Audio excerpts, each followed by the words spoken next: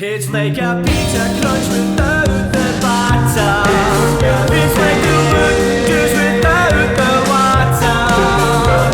You'll never get the knickers I found. What a fucking chance. Premeditated patter. Premeditated patter. How we doing, pedos? I mean people. Sorry, there's no pedos that watch my programmes. They're all hanging about with me. Nah, kidding on. Nah, only joking, man. How we doing, people? We alright? Is that a nice, fine Sunday you're having? I really hope it is. And I hope I'm having a fine Sunday. In fact, when this comes out, I will be at work in an hour. Obviously, I didn't check my watch there because I'm not filming this on Sunday.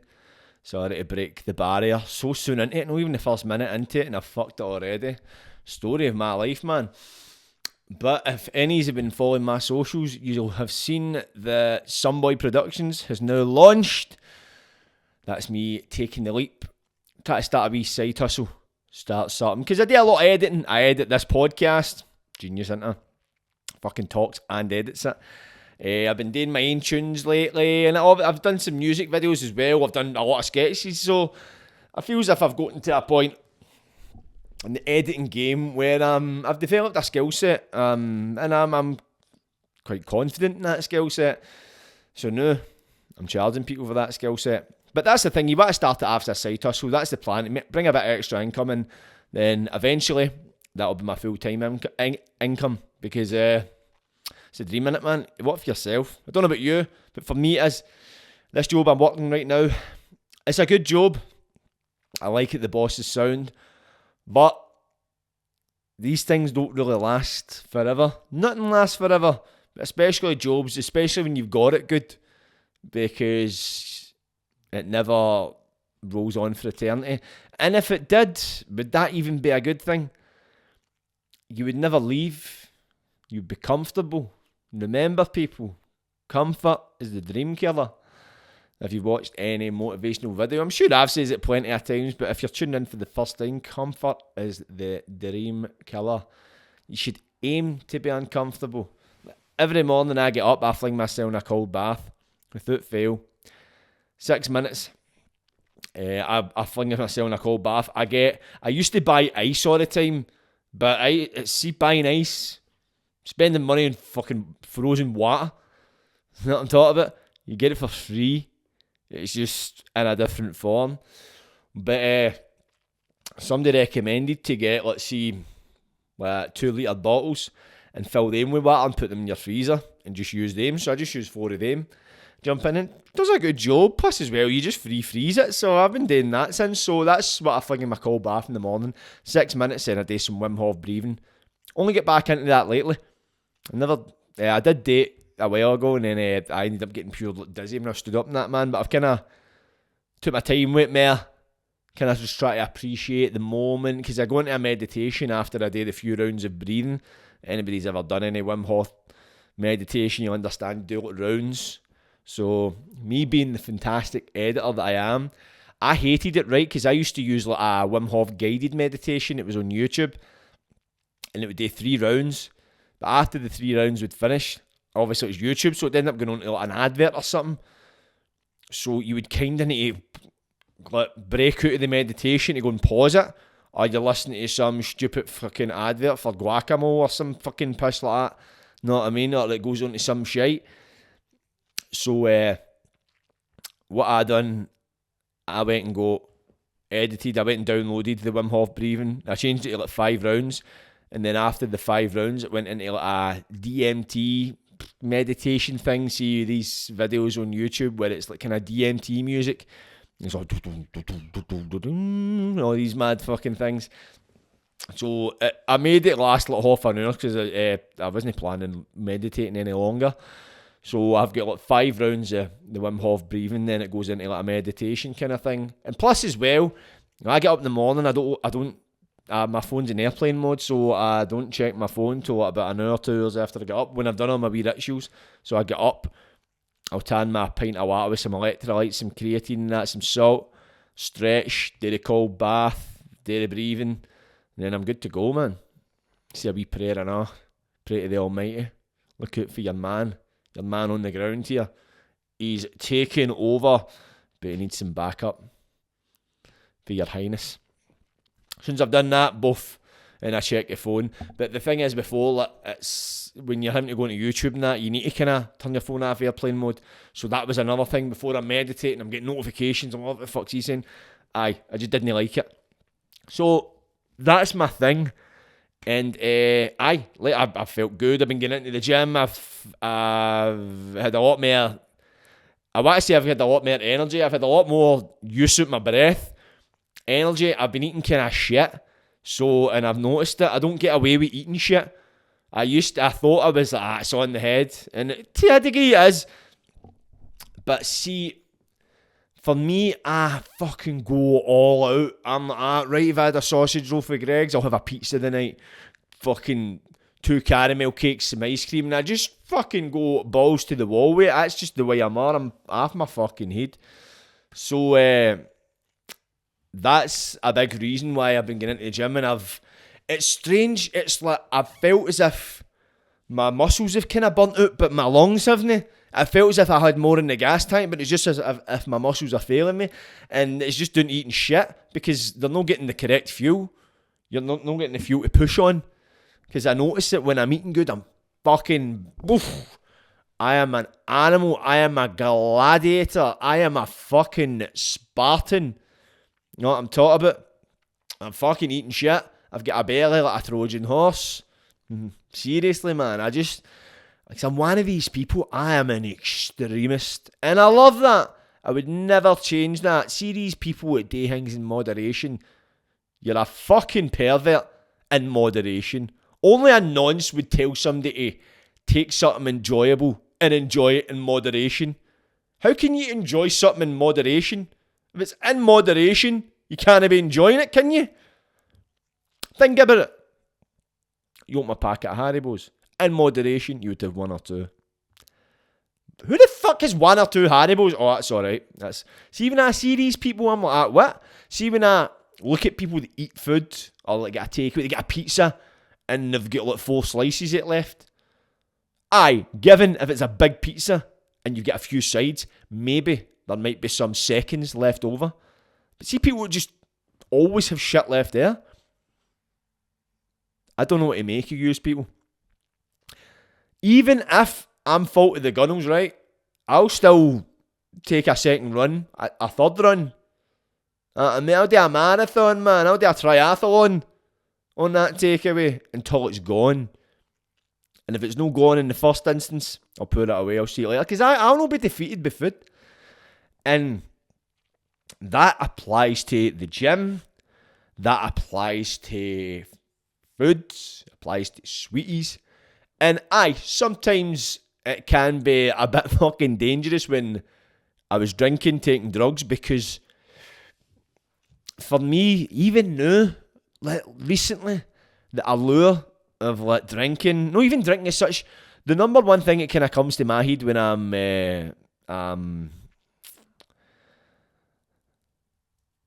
visible to temptation is like a joint.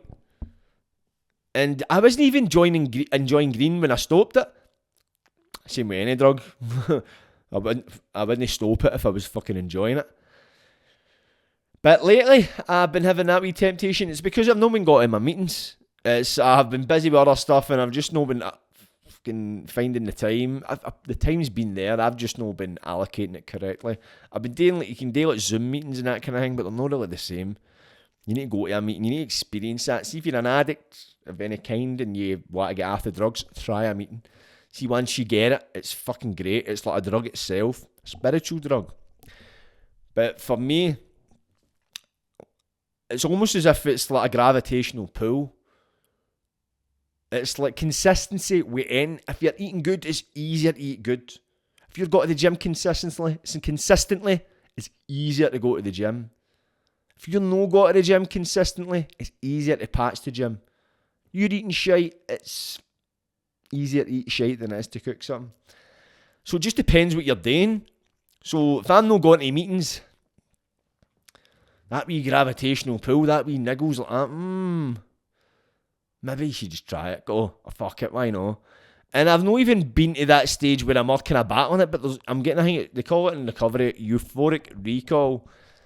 And it's where your mind thinks of all the great times you had, drinking, smoking, fucking weed, whatever. But when you go to a meeting, it's strange. It's almost as if, wait a fucking minute. I compare it to, euphoric recall is kind of like the trailer to a Hollywood blockbuster film. That's the trailer to like Lord of the Rings. It's like 3 minutes long, but the actual film, which is all the suffering, the misery, everything else that comes with it, that's about 3 hours long. But you don't see the film, you just see the trailer. But when you go to a meeting, you see the fucking film, the director's cut, you see part 1, 2, 3, the sequels, prequels and all that. And it's a mad thing, you're like, whoa. And you can see how it catches cunts out. And I'm aware of that, and see me, I'm at this stage. See the thought of a come down, or just even having a sniffle of that life I used to live, it puts the fucking fear in me, big time, like you wouldn't believe. Like, it's almost like I've got PTSD for the sesh. And I used to be one of the cunts that loved it, man. That's all I had, because that's all I really had in my life was getting mad with it. I didn't have any purpose, no goals, no ambitions. As far as I was concerned, I had no skills, no talents, I had no qualifications, I had nothing but getting mad with it. Living for the weekend, a weekend warrior. Every weekend I had something to look forward to. And I was saying this the other day, see, working on a building site, because I worked on a building site for my first job for about 7 years. No 7 years in my first job, just my first job was on a building site, and for about 7 years thereafter, I continually worked on building sites, on and off, when I had a job. But working on building sites, man, see, when I see cunts with high-vis jackets or high-vises, or I walk by a building site, or I see scaffolding, I physically shudder. Like I've got PTSD for that and all. It's like trauma. You know what I mean? It's like, fuck, man. Just the thoughts of the freezing cold mornings, cunts moaning, you're on a pure shithole of a site, you're just wandering. Oh my God, even the thought of it, man. It kills me inside, man. But see, doing jobs like that, there's a reason why you're on a building site. How many people do you know on a building site that don't really drink? Or don't drink at all, or don't take any kind of drug? Some. No many. My age, maybe you've got older generations that maybe they've got families. But for the young cunts, younger, let's say maybe 18 or late 30s, a lot of them drink or take drugs or both. And see, when you're working on a building site, you get paid every Friday. See, doing that, it's like, it's almost as if you need to be on something to manage to do that. Because I look back and I'm like, fuck, imagine I've told myself, I will never work in a building site ever again. Never. Doing building site work, of course, unless I'm hired to maybe go and film something. But I will never be a labourer, work on a building site as any form of fucking labour or whatever. Never do it. I will never do it. Honestly, because it's just one of the most depressing jobs in the world. And don't get me wrong, if you do it, fair dues, fair play to you. Everybody's got different reasons. My time has been spent with that. My time was overspent with that. I'm probably due back a bit of time, but it is what it is. I would never do it again. But with these jobs, it's like, for me, I'm living a life of sobriety. And I love it. I love it because you need something to focus on. I'm very privileged. You get a lot of people that go into like recovery and that, and they've spent most of their time like every day in a crack house or a crack den or a smack den, or every day they're either up the tune begging or they're going about trying to score, because for a lot of people they're taking whatever drug just to kind of get by.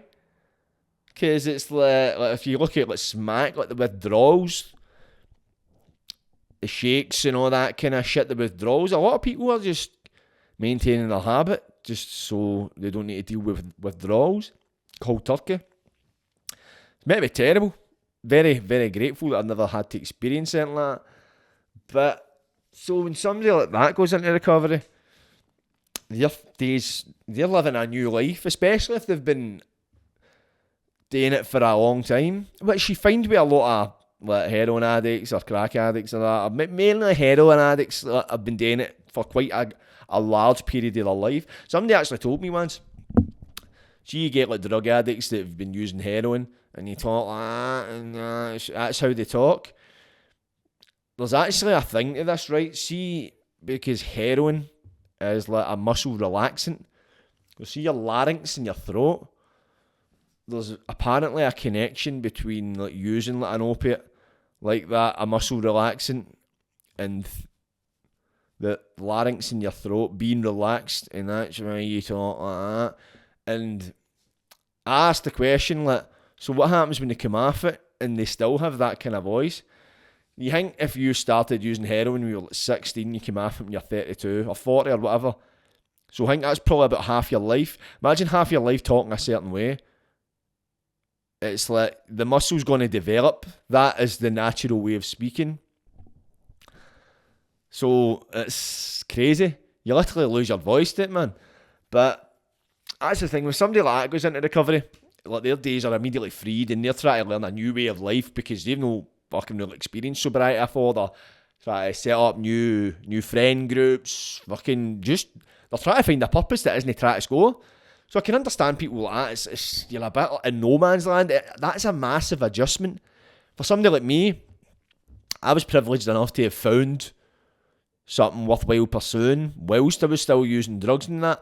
That was actually a massive factor in me getting after drugs and that, because I was just getting sick of building momentum. And the way I likened it was like a big Jenga block. When you've got a good few weeks of momentum, you're doing this, you're doing that.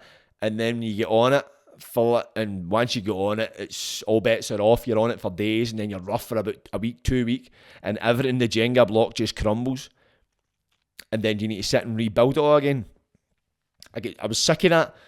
I was like, this is fucking brutal. And if I took one line of gear, I'm back in my house sniffing myself, and see anything, no matter what it is, how important it is, it's getting patched. Just for me to sit in my house with the curtains shut, television on one. That's another thing. Anybody that's ever done it, sat in their house sniffing gear themselves, you get that way, you're pure curtain twitching and all that shit.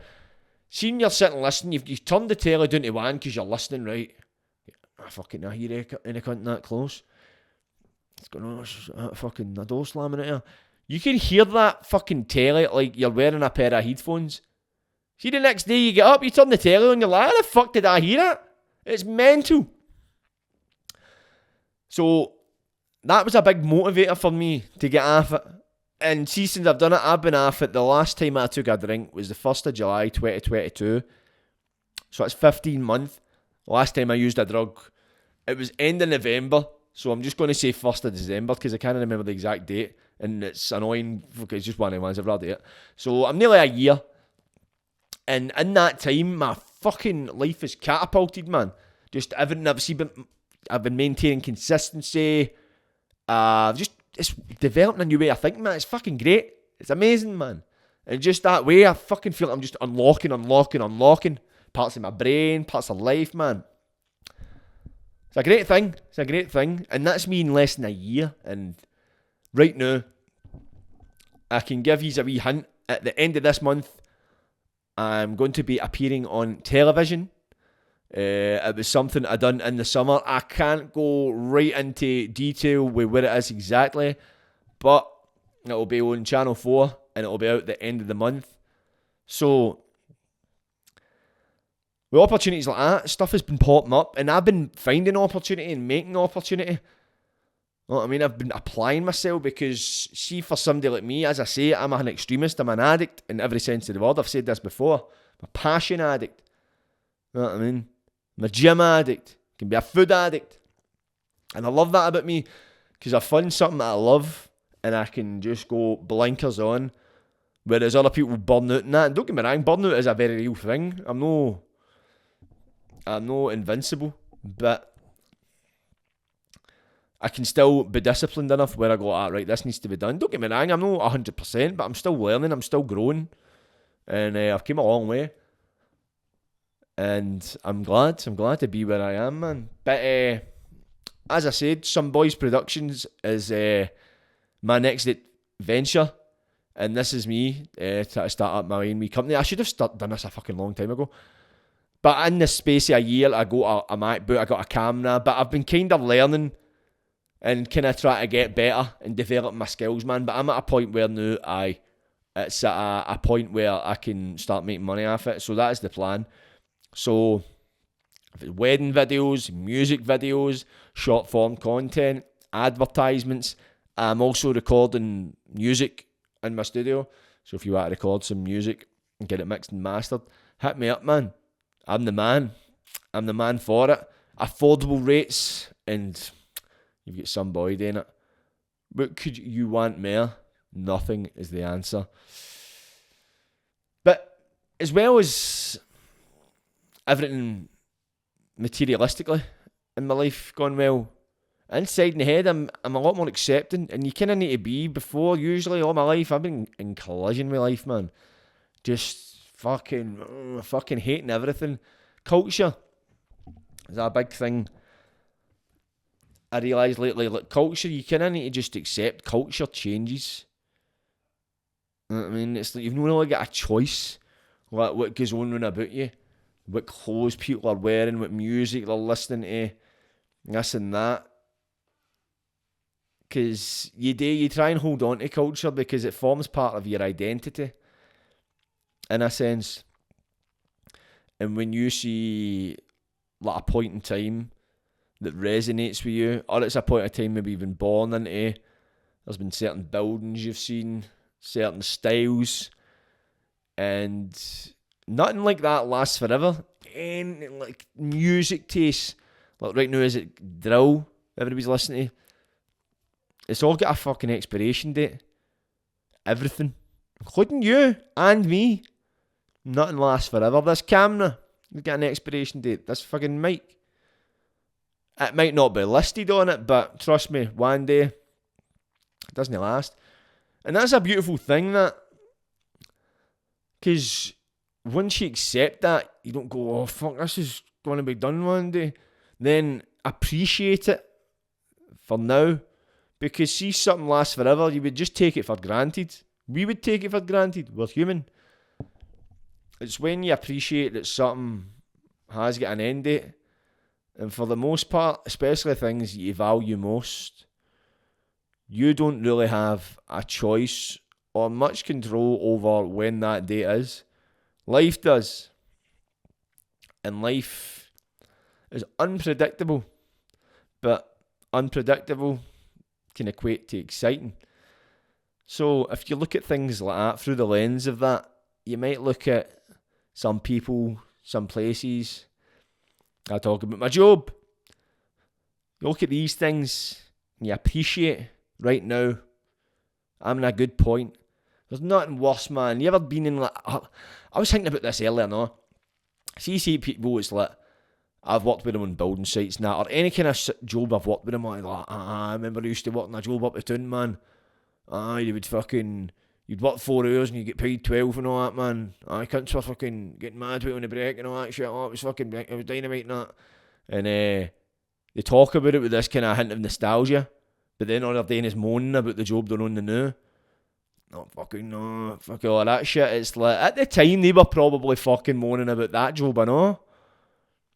You know what I mean? And then fucking wishing they were at the job before it. It's like, don't look into the past. The past makes you fucking depressed. What the fuck? You can learn from the past. You can learn from it, but don't fucking live in it.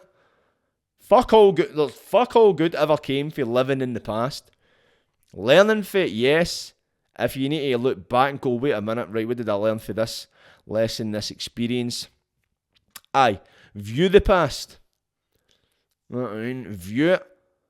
Momentarily go at that, right, and take things to the past. The future, just be where it is now. The future, you can't predict the future. Think of all the possibilities that you thought about the future in the past that never happened. So I'll say that again. So in the past, or even now, you've probably got some expectations about where the future may lie in various areas of your life. Maybe the world might be ending, world might get better. Anything. Let's look at the negative kind of aspects of it. Think of times in your life in the past. Let's say you get a disciplinary at work, or let's say you went for a job, or anything like that, where you had a lot of thoughts on the outcome of it, and you thought, right, I'm not going to get this job, I'm not getting it, I'm going to get sacked at this disciplinary. The list is endless. So you can think of multiple outcomes, right? But there's only ever going to be one outcome. And see, when you find when your head's filling you with the worst possible outcomes, always do it. How often does the worst possible outcome occur? The answer is, and I'm sure it is, I'm positive it is, fucking hardly ever. Once in a blue moon. So see, thinking about the future negatively, it just fills you with fucking anxiety. And I've been listening to, I'll actually listen to The Secret lately. Late to the party, I know. I believed in the law of attraction fucking years ago. It was just, I was manifesting things without realising it. I was thinking things and they were happening. I was like, oh, there's something to this. So with that, I heard of The Secret and I'm like, already been there, mate. But I'll listen to The Secret if you haven't. As I say, I listened to it on the audiobook, Audible. Read it, listen to it, fucking watch it. Do whatever the fuck you want to ingest this piece of literature, because since then it's helped alleviate so much anxiety, because when you're manifesting, you're attracting, and it's feelings that attract. So if you're feeling anxious, feeling depressed, feeling sad, you're attracting that kind of shit into your life. And I realised I'd done that so much. And when you're looking for, say if you're wanting money to come into your life, you need to live as if you've already got what you've asked for. And see, since I've been doing that, my God, man, my fucking mood has changed for the positive, for the better. Fucking been less anxious, been less stressed. Just been fucking great, man. So for that alone, it's been magical, man. It's been great. So I think that kind of aids my kind of viewpoint on acceptance. Because once you do that, you just live in the here and now. I go back to culture. Think of culture, right? Culture evolves in fucking spite of you. We say evolve, you might think it's devolving. End of the day, it's moving on. So culture, right, is like a train. You get on a train, you go on the subway or that. You don't say to the driver, right, I'm going to this destination, you're going to stop here, we're going to stay here. No, you get on the subway or the train and you say, right, mate, where are you going? Right, I'll jump off here. Pretty much. That's what you're doing. And then the train goes to whatever destination it wants to. Because that is in control of its destinations. You're not. Your only choice is when you want to get off. Or do you want to ride the train and see what else the route has got in store for you? Because when I talk about getting off the train, you see people walking about like dressed like punks. Kicking about, and like older people and that kind of thing, and you see them, they're like from a different era. Because they got off at the stop that was wearing suits during the day and fucking big leather jackets and that. They get off because, and that's no any fucking slight on them. That's me saying they found something that they really liked. It's something that spoke to them and they decided, I'm going to stick with this. But for me, there's no, I feel like I'm a traveller of time, and I don't think I'm a time traveller. I'm curious to see what's next. I don't want to stop and go like that, right, I'm settled here. quite adventurous. Quite an adventurous guy. Probably staying in Govan, it makes me want to fucking adventure and fucking get me fucking out of here, catch you after. But that's another thing as well, and I talk about, don't think about the future, living here now, but that unknowing, that fucking, what's going to happen in the future, because we're going to be somewhere. If I'm manifesting something, obviously the future is coming into it, but I'm not getting lost in it. I'm not getting lost in the whole what ifs. What if, what? Fucking just do it. Just do what if. Fucking what if, what? Just do this. What do you want to do? Do it. Just do it! Just fucking do it, man. Stop fucking about. That's exactly it. And I procrastinate all the time, but I'm aware of it. See, awareness, man. Be aware. Look at yourself and hold yourself accountable and say, are you doing enough? Are you doing enough? Am I kidding myself on? And see me, do it quite a lot. It's like being, your own worst critic, but just don't bullshit yourself. If I was to bullshit you, if I was to lie to you and talk shit to you, most people wouldn't tolerate it. They would be like, see you later, mate. And we've all done it. We'd be like, this cunt's a fucking whopper. See you later. So why'd you do it to yourself? Why is it acceptable to do it to yourself? And we talk about self-delusion. Self-delusion can be a good thing and a bad thing. People might say to me, in the situation I'm in right now, I stay in a 2-bedroom flat in Govan. I've got a podcast that's got an alright amount of subscribers. I've got a decent following on social media.